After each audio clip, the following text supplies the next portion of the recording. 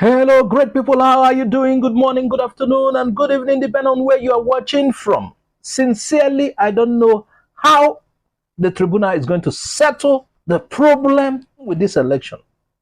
I don't know how this tribunal will settle this. And if this tribunal toys with Nigerians, I don't know what the consequences will be. Sincerely, the evidence that Labour Party was rigged out of the election, including by the electoral umpire and other political parties, is so much that now BBC has done an investigation, and you need to see what they come out with in Rivers State. Oh my God. Oh my God. Why were Nigerians so much disenfranchised to this extent? Watch this video and we'll be right back. Well, a BBC investigation has reportedly found evidence suggesting that some results in the key battleground state of Rivers may have been manipulated. Well, for more on this, I'm joined now in the studio by Arise political editor and director of news, Sumner Samba. Good to see you, Sumner. Thank you so much. We've always known that since 1999, when we returned to democracy, elections in Rivers State have always been controversial. And my God, in 2007, the results that came out from that state, where the talk of town, everywhere, the same thing, until 2011 when we started, cleaning up the system, and then gradually, results not only from Rivers, but from other parts of the country. But I can tell you that the discoveries by the BBC, especially in Obiakpo local government area, it's not so distant from what a lot of people have said. And if you know that during the election period, Professor Edias, who was the state's chief coalition officer for the presidential election, which is called SCOPE, the state coalition officer for the presidential election, had raised the issue and saying that, look, there was even a threat to his own life because of the allegations that he had manipulated the election. But he said no. The allegations of this tampering of election results actually happened at the polling units and then local government units allegedly, and that a lot of people are accusing him falsely that they should go down and actually find out what happened. And some of these political parties actually could not fully understand the mathematics that took place in Rivers State, because for the APC to come first at the presidential election in Rivers State speaks a lot of volumes, because we know that the candidate was not so much popular in that part of the country. So, it's elicited a lot of mixed reactions. That state has always been a PDP state. And then the Labour Party was also gaining popularity among some followers there. But when you come to the campaign grounds, you'll see that the Labour Party actually lost grounds in terms of the turnout of people that came for the campaigns. And of course, there were state-sanctioned things here and there, despite that Governor Nyesom Wike had offered some support to Peter Obi when he went to campaign there. He couldn't fill stadium, the Liberation Stadium, which is now known as Yakubu Gowon Stadium there. But in all, there's still a lot to be unraveled, and I can tell you that it's left for the judiciary to come straight. Sure. But of course, those who have petitioned will also have to prove. And so the onus is on those who have gone to court to prove indeed that those votes were tampered with, and then of course it's left for the courts to actually accept. Sure, but in terms of looking at the methodology that was used by the BBC to arrive at this conclusion that they've arrived at, basically after tallying all the results from the sheets that were available and comparing those to the officially declared results by INEC, they found a very large discrepancy, and that Bola Tinubu's votes had gone up by more than 100,000, whereas those of Peter Obi had fallen by over 50,000, which appeared to show quite a big discrepancy. Yes, indeed. Those challenges were there because of, there's what is called the parallel voter tabulation by some NGOs and all of that, election monitoring organizations. Now, in the PVT, you will discover that there were lots of NGOs who had, observers at several polling units. And then, of course, you also had the political parties having their party agents and all of that. But Charles, do you know why the elections in Rivers will always be controversial? Because of the terrain. There are some areas geographically within Rivers State that electoral officials don't go to. Not because they don't want to go to, but because of the terrain. And in 2003, 2007, there were instances where INEC officials were brought into the middle of the sea and told to either want to disappear if they go forward, or they should just go back to Port Harcourt City in safety. And of course, some of them had to take the option of going back to Port Harcourt City. And when the results came out, I mean, you needed to see all the results coming out from those localities. There are some places that even policemen can't go to. I mean, this happens in several societies, those dark zones where elections are not held, and then you see results being brought out. But the good thing about this is that we had this voting machine, beavers, and of course, if you follow what happened at the Supreme Court with the Oshun case, and the Adeli case emergence as, having got his verdict fully now, there will be a lot to prove at the Presidential Election Petitions Tribunal. That's why I'm being careful not to get into certain discussions, because these issues are in court. And when the Premium Times report came out, for example, and these issues had to be placed before the electoral body, INEC, they simply said that they can't comment on it because it's before the tribunal. But looking at some of the ways the BBC report went, I would say that they did a great job, just like Yaga Africa, just like Premium Time, because I mean they placed the results side by side with the parallel voter tabulation, and alongside what some of the party agents had brought back, and then from the realities on ground there, and you could see that, look, when they call some of the polling INEC officials to want to cross-check some of those documents with them, the election results, some of them were not willing to actually say they authored those results. And if you go to the INEC website, as I'm speaking with you, Charles, you'll see where some things are written in biros and all of that. Cancelled out. Some, you just see the collation officer writing that, look, there was problem in this. So no figures attached. No collation paper. So, I mean, it's a challenge. But based on that, Sumner, because you have a lot of experience in these matters, you followed the elections and so on in this country. What accounts for this discrepancy? Was it incompetence? Was it sloppiness? Or something more insidious in your assessment? Well, it has to do with the human mind, actually. A lot of people don't want a situation where the system works, where people come out to vote and then their votes count. That's why we've heard the slogan, one man, one vote, for a long period of time. The point is that they're talking about the results that were given. Yes. You see what I mean? So basically they're saying, we looked at this and we looked at that, and it didn't match. Yeah. So what do you think was behind that? Yeah, I mean, in one way or the other, there could have been some tampering, and that's why it's left for the courts to actually decide. If people tampered with it, the evidence will be before everyone, because the Supreme Court has said that the only device that you can use to know whether an election was tampered with or not is the beavers, because the beavers machine accredited people. So if you said there was overvoting, the beavers would have to show that there was overvoting, because it will tell you the number of people who voted and those who are left out. And for these results that were tampered with, if you go to the IREV website by INEC, you will discover that some of these things that were supposed to have been posted were not posted on time.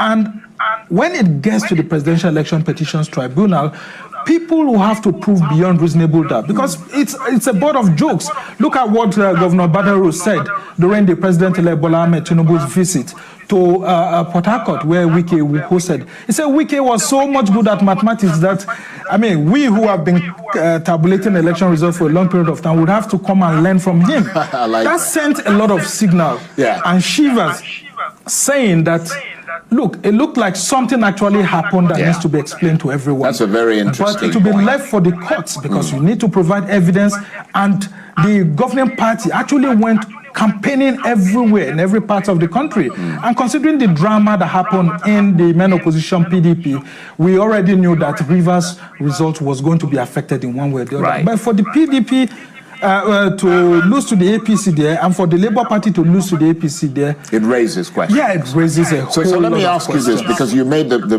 very important point of the fact that this is in the court. So let's kind of park that.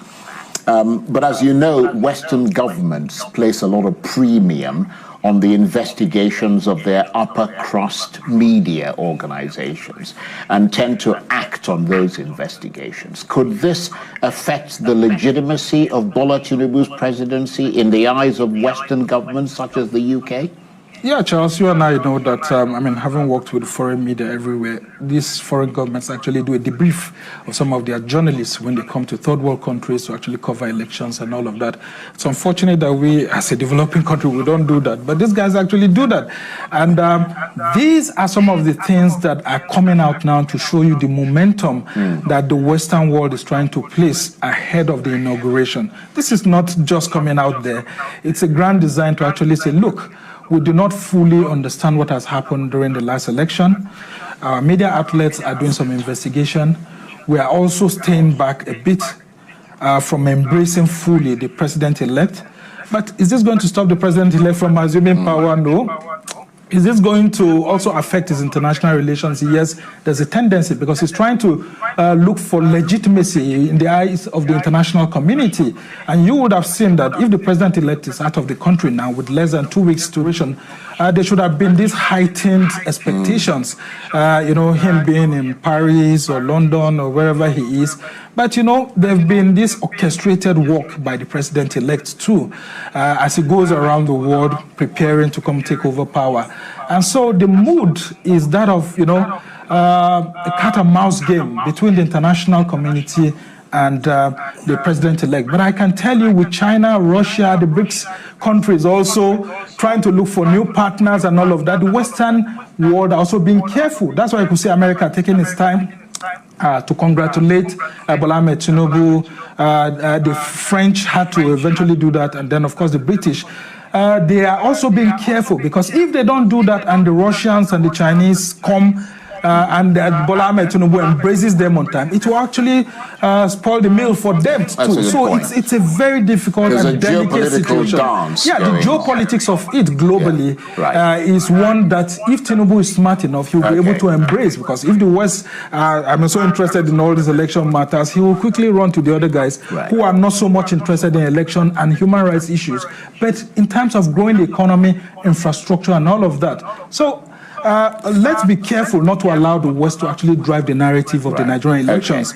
But that doesn't mean that the right question should not be asked and the judiciary shouldn't do its job.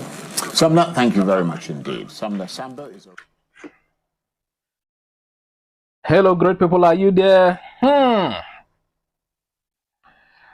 The tribunal is already sitting and everybody is being careful because I had, if the court is handling a matter, there are limits to what you can say to that. Meanwhile, evidences are so much. I don't know how INEC will come out of this. Now, there is somebody who is also at the center of all this. Rivers State, Wike. There's a prophecy that has gone out concerning Wike, about Wike being a national threat and him being punished for that after his tenure elapses.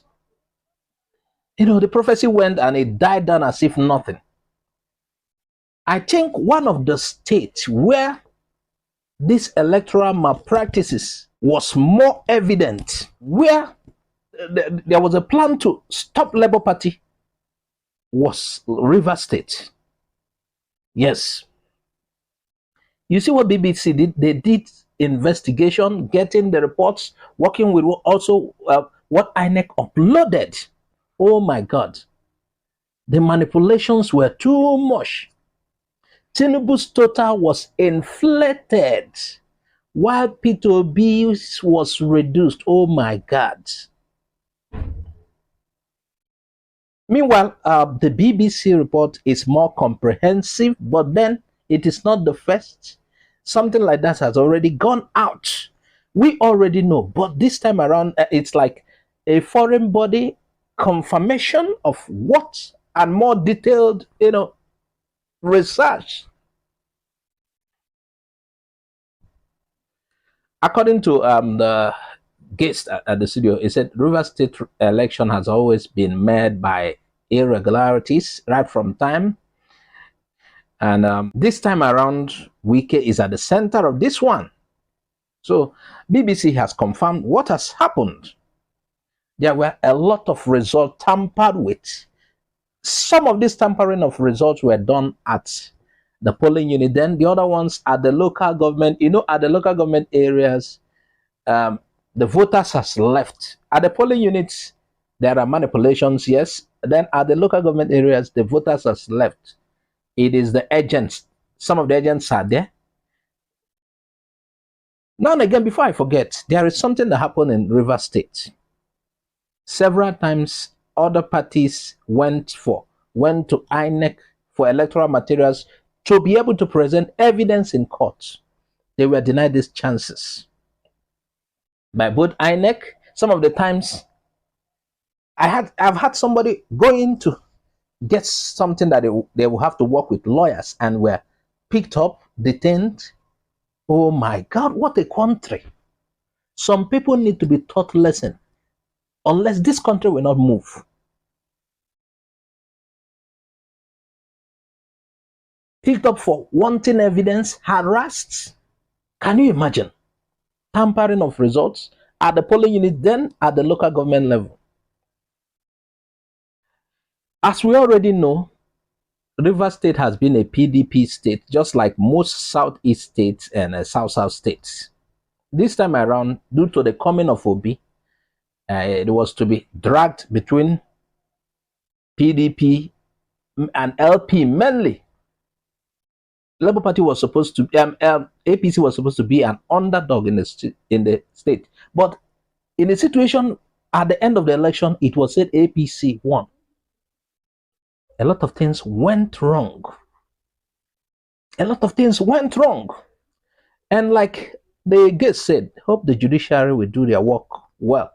And also the petitioners will have evidence. But in a case whereby INEC is hampering several political parties from getting evidence they need, INEC, like Labour Party said, is acting like a political party, now siding another political party.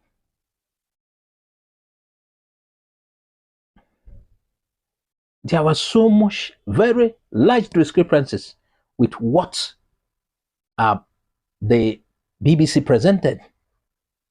Tinubu's votes record went up at least by 100%, while Labour Party was reduced by 50%. What wickedness on Nigerians. Nigerians cannot take this. And the court has to do the right thing. Or Nigerians will do the right thing. Will put things right. And can you imagine? They are going to, this is what some people are, they are wanting national healing without justice. We are talking about Lagos. I don't know who, between Lagos and Rivers State, which of these beats each other in terms of irregularities associated with election. I wonder how, I like Labour Party's petition. Say, INEC, come and prove your case. Tell us how you come by that result. Tell us why you announced Tinubu and how you arrive at announcing Tinubu.